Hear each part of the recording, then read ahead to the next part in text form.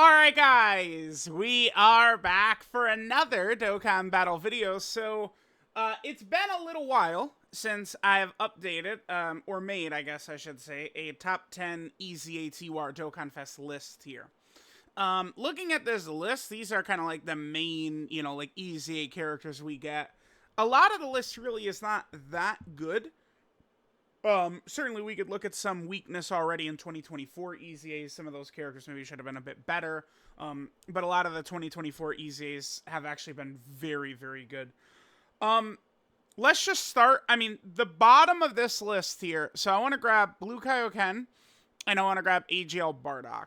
I feel like these guys kind of fit in right here, just like this, right?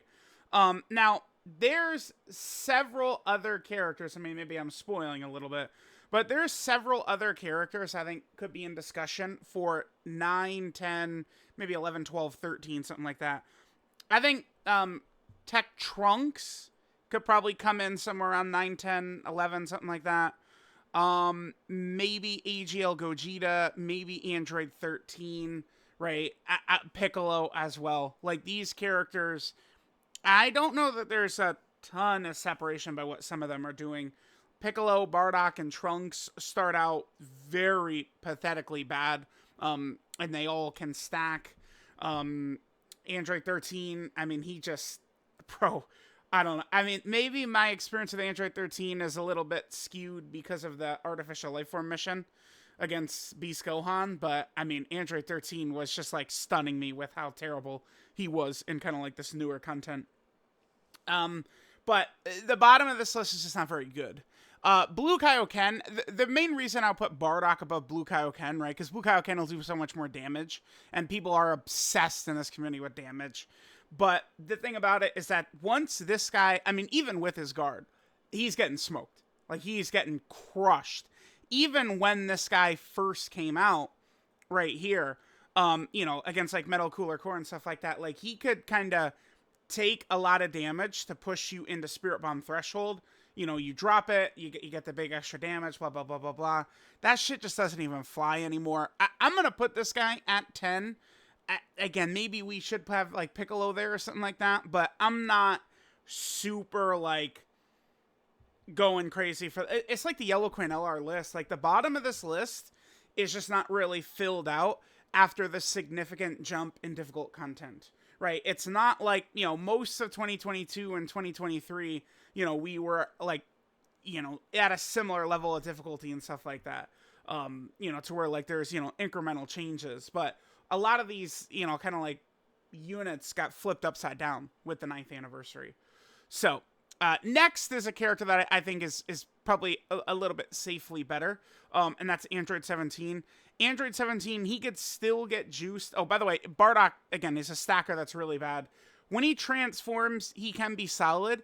But one thing I think it's very important, I just noticed it's the curse of potential.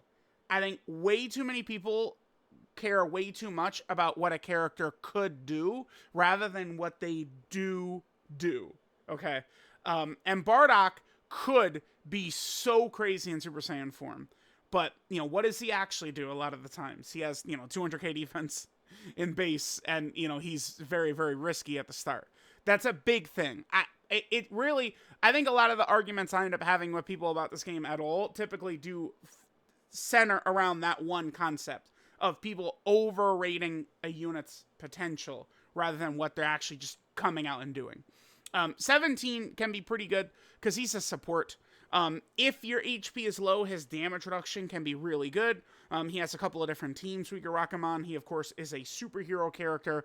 We could also run him on the Android team, which is at least, it's decent-ish, right? Like, it's 17 can work there. He's solid. If you're at full health, he is a big-time risk. He will take a lot of damage, but with that damage reduction up, he can be very effective, right? So I kind of like 17 right there. Next, we have In Future Gohan.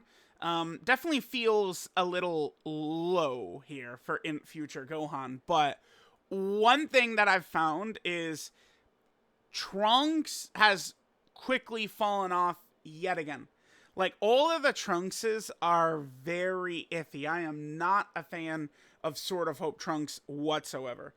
He's just way too offense without a lot of defense right now, is what that Sword of Hope Trunks is. You have your one turn where you could do the Sword of Hope standby, but the problem for that Trunks is his good standby ability. It is just like LR Super Saiyan 4 Goku, where they're elite for only one turn once you've, gone into that standby mode. And then after that one turn, I mean, Trunks reverts back to base, and full power is still, like, very solid, but he's just solid after that first turn, once you get to full power.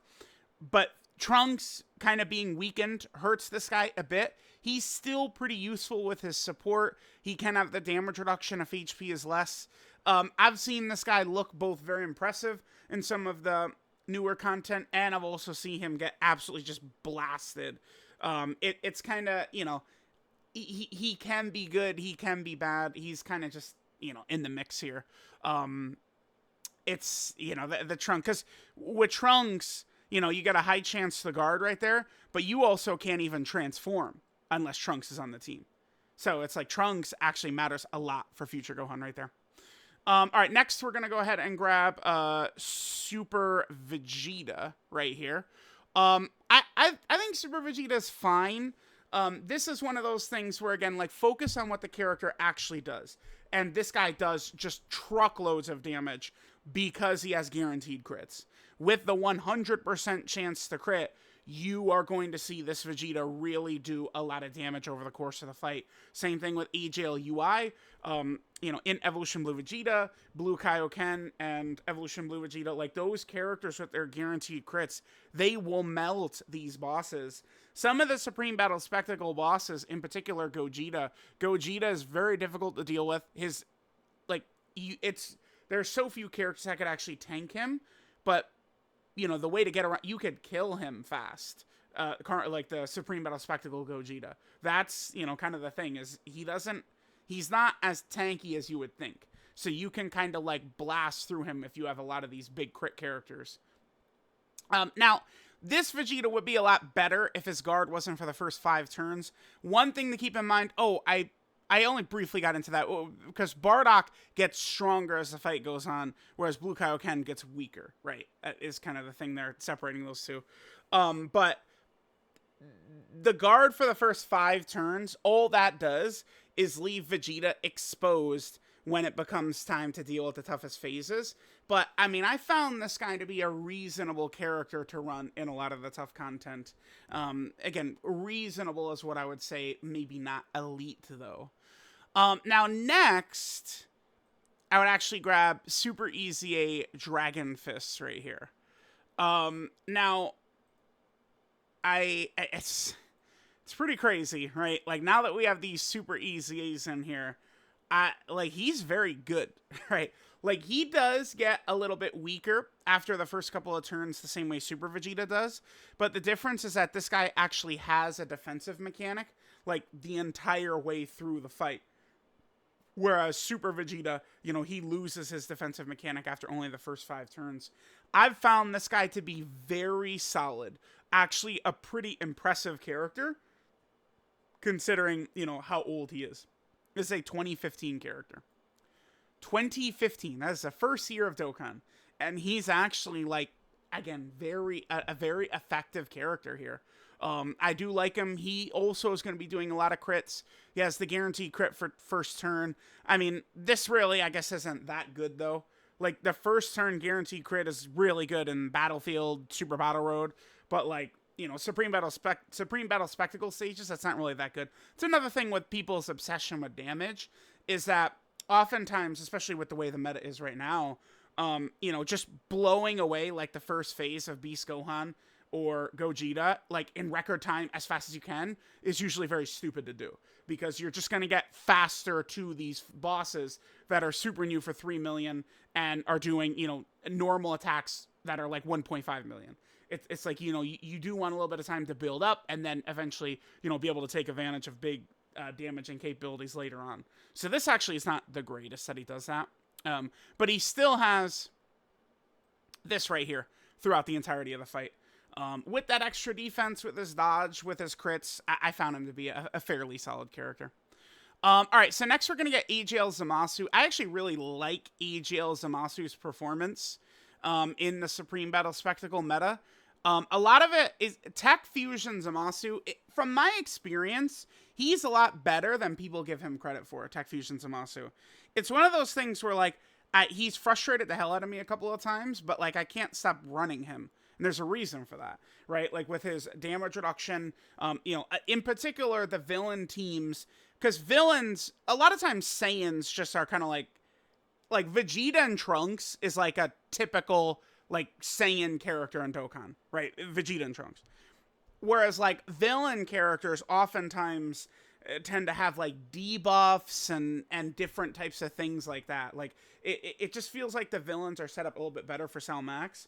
And, like, Tech Fusion Zamasu, HL Fusion Zamasu, these characters are really good. Now, one thing to keep in mind, this helps DragonFest too, I did not mention this. AGL is probably the best typing to be right now. Some of the hardest bosses you're going to encounter are STR Blue Gogeta and STR Cellmax, and they're both STR. So AGL is a king size typing right now, and there are no crazy tech bosses amongst all the hardest fate. I guess the hardest tech boss, I guess it's the UI Sign Goku, and that fight is pretty tough in the UI Goku Supreme Battle Spectacle fight. There's Bojack in Red Zone Movie Boss Rush, but neither of those bosses even super for over 2 million. So it's like AGL is really the good typing right now, right? Where you're going to be set completely. There's no counter to, well, I'm silly. The Tech Super Saiyan Gogeta in the Gogeta phase. He's the nastiest tech boss in the game for sure. Yeah, that Gogeta fight has the nastiest STR boss and the nastiest tech boss in the game. That Tech Gogeta is crazy because he supers for like 2.5 million and he gets super twice. But anyway, I'm blabbering away. You fuse into this guy. This guy is stacking. He's healing. He's supering. He's a pretty effective character. One of the few good Big Bad Bosses characters that exist in the game right now. I find him to be pretty good. All right, next we actually have Int Gotenks. I think I'll just fill out the top 3 right here. So, and then I guess I should also mention a little bit of an asterisk here. Asterisk. That's a word I always mess up pronouncing. I will put Kefla at 1, but I feel like Kefla should go at 1, but I have not used her. She's not out on JP. So I don't really want to make too many arguments for Kefla or against Kefla. I kind of, like, I have a general feeling, right? Like, I've watched, like, Goresh, Toonrami, Masingen, a lot of these guys, use Kefla, seeing kind of the numbers she puts up, thinking about some of the teams we could run around. I think a Topo build of Topo and Pride Troopers, Kefla, Physical Ribrianne, Tech Ribrianne, and then, like, Evo Vegeta or UI Goku, that team should perform pretty well. That would probably be, I think, Kefla's best setup. Let me double check. Would that be Kefla's best setup? Kefla would probably be pretty good on Peppy Gals, but the Tobo team would be stronger, certainly. Kefla is on full power. Okay, she is on Broly's team. Kefla would work on Broly's team, huh? Because, I mean, you have Int Golden Frieza, you're gonna have, yeah, Kefla would work there. A lot of these just aren't even teams right now. And then it's like Topo's team and Super Bosses is Broly. This is one thing I think a lot of people don't have a good grasp of right now, is that there's so few actually, like, runnable teams because of the huge power creep, like, huge power jump that we have right here. But Kefla has 2 teams where she'll be very effective. Broly's team and Topo's team. So that's good. So we have her. And then we have the 2 Gotenkses right here. Now, I have super easy A-Tech Gotenks above Int Gotenks. Again, the key that I'm going to be talking about a lot, get used to this, I'm going to be talking about this a lot, is do not get deceived by potential. Like, at a certain point, look at what the character's doing. Int Gotenks, once he's in Super Saiyan 3 form, I probably like him better than, well, he's definitely better than Tech Gotenks at that point. And I might like him better than Kefla as well. Because Gotenks has more and easier dodge, whereas Kefla does more damage. And you guys know I'm going to side towards stronger defenses being better because it's going to age better. But it's Gotenks in his first couple, like, it's pretty brutal. Base Gotenks is really quite weak. Thank God he does at least have a high chance to dodge, but I have not found in Gotenks to be very impressive in base. Super Saiyan as well, it's still very iffy. So they gave him this right here. Bro, this is a separate proc. Like, right? Like, this is not an extra 20% added on to his 50% dodge. So I really do wish that they would have given Int Gotenks in his Super Saiyan form right here 70% dodge. That would have really, I think, helped out quite a bit. Just the 50% dodge, I don't know. And then he has a pretty tough condition here. It's the earliest you could get Super Saiyan 3 Gotenks is turn 6. And that's, perfect RNG with an HP condition. Whereas for Kefla, let me double check Kefla. So Kefla just transforms auto every single turn. That's a big deal.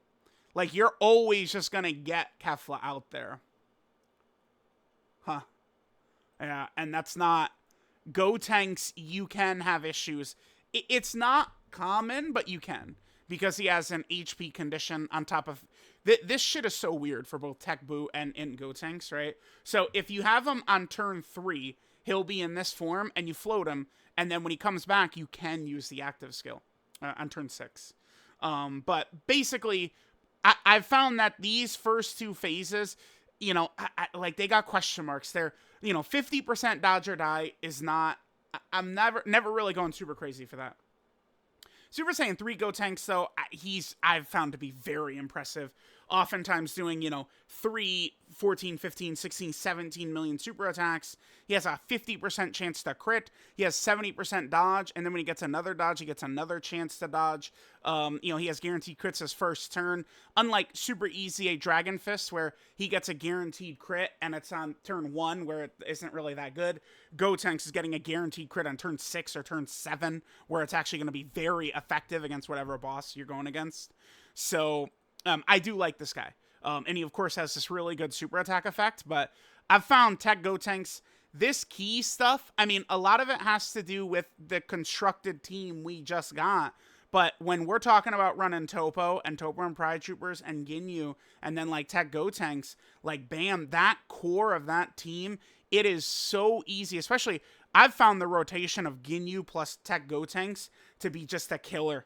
Because it's very easy to go for Ginyu's 15 key stack and get Gotenks' 11 key, right? Both of those. Like, I wish on the initial Ginyu videos I had, like, Gotenks wasn't out, obviously, when I was recording those. But, like, this as a rotation, it works so well against all these major bosses. Now, Ginyu, of course, does juice Tech Gotenks' stats, but, I mean, I don't really give a shit. Like, that's what Ginyu's role is. Like, that's what his purpose is, right? Is to buff this character on that team. And people, for one of these characters out here, people are going to bring up teams. And I'm going to just shut that shit down, right? I'm not interested really too much in hearing team arguments because there's 5 good teams in the game. 6, maybe. Earthbred Fighters is not a good team to me. No way. With double Yamcha or double 23rd World Tournament Goku, good team? No way. Right? Like, there's so few good teams. So, people will say, like, oh, what team are you running Zamasu on? No one cares, because there's really not that many good teams, man. Just putting it out there. And the answer to that would be either Tech Fusion Zamasu's team, which I've actually found some decent success with, or Broly's team, of course. So, let me know what you guys think. If people are only going to be upset about the bottom of the list, that's fine with me. But it's just... I mean, it's tough. Once you start talking about Piccolo, Trunks, 13, yeah, you could just grab those 3, and, like, you could just mix them in like that, man. Like, it's that bottom is, like, there's a drop. Like, I definitely feel a lot more comfortable running, like, Future Gohan and 17 and Super Vegeta over Bardock and Blue Kaioken and Piccolo and Trunks, right? Like, all 5 of these bottom 5 could probably, have limited uses. I think you could put EGL Gogeta in there as well. right? Like, once he becomes blue, he is 70% dodge, which is pretty good, and guaranteed crits, right? Which is pretty good, but it's just, yeah. I mean, it's been a while since he's been out. Let's look at the last list. So it's way different. Obviously, we had major anniversary power creep. Bosses have changed. Beerus completely falls out. I mean, the problem for Beerus is Beerus was in really like a perfect environment for him with the Dismal Future Red Zone boss stuff. While it is true that Gogeta is Realm of Gods for Beerus's abilities, Gogeta is also STR. And it's like Beerus, his defensive capabilities were set for Dismal Future Red Zone. Easy ATURs are not like a lot of people I feel like don't get a good grasp on them. They're not meant to be what Tech Super Saiyan Vegeta is, right? Where he can go slot 1, he's, is stacking, guarding, he'll do a ton of damage, he can eat these big boss super attacks. Easy ATURs typically have flaws. I really like what they did with the top 3, because it's like dodge is their main defensive ability, but all 3 of these are doing crazy damage, on top of having, the good chances to dodge as well. So let me know what you guys think of the easy ATUR list. Again, massive, completely revamped the list, but I mean, things are just way different after 9th Anniversary Supreme Battle Spectacle. 9th Anniversary is the biggest power creep we've ever seen. So let me know what you guys think, and I'll catch y'all next time.